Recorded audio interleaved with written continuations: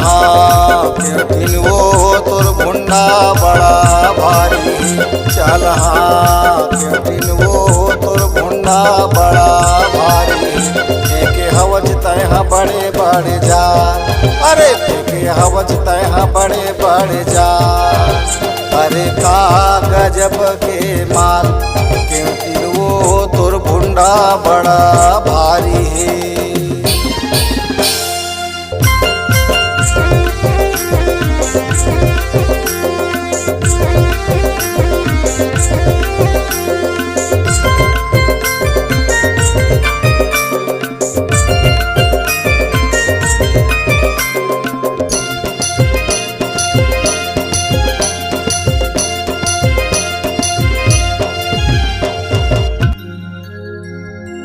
अरे जल में रहे जलवंतिन कहाए, के बिता बिता तोर के 16 लैका के महातारी भय तय नये पुरुष संग भेटऊ।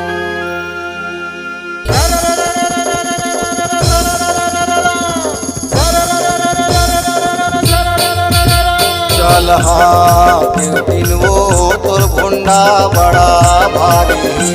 चल हाँ क्योंकि वो तोर भुंडा बड़ा भारी। देखे हवज तय बड़े बड़े जा, अरे देखे हवज तय बड़े बड़े जा।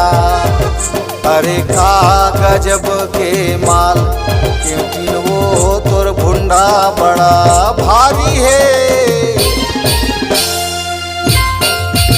चल हाँ क्योंकि वो तोर भुंडा बड़ा भारी। चल हाँ क्योंकि वो तोर भुंडा बड़ा भारी। देखे हवज तय बड़े बड़े जा, अरे देखे हवज तय बड़े बड़े जा। दिखत हवै रे गजब के माल, क्योंकि वो तोर भुंडा बड़ा भारी है।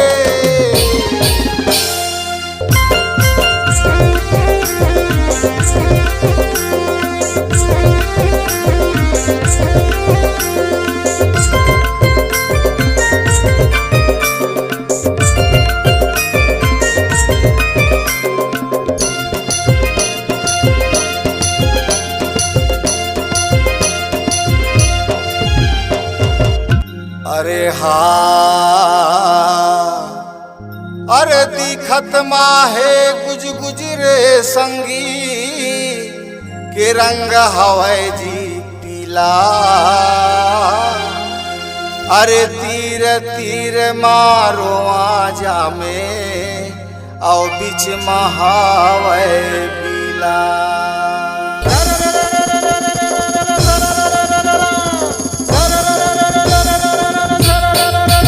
चल हाँ क्योंकि वो तोर भुंडा बड़ा भारी।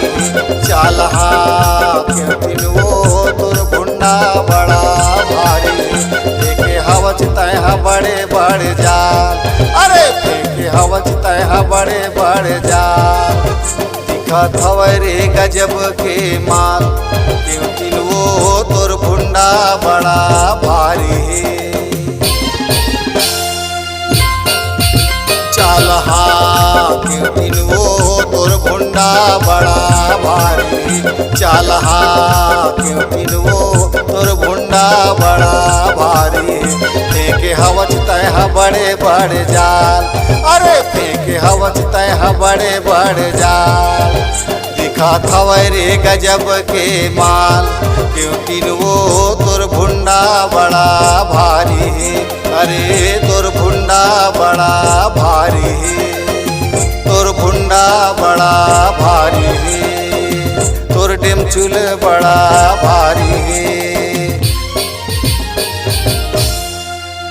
नमस्कार दोस्तों, नए नए छत्तीसगढ़ी गाने सुनने और देखने के लिए हमारी वीणा म्यूजिक को सब्सक्राइब करें और बेल आइकॉन के बटन को क्लिक करें।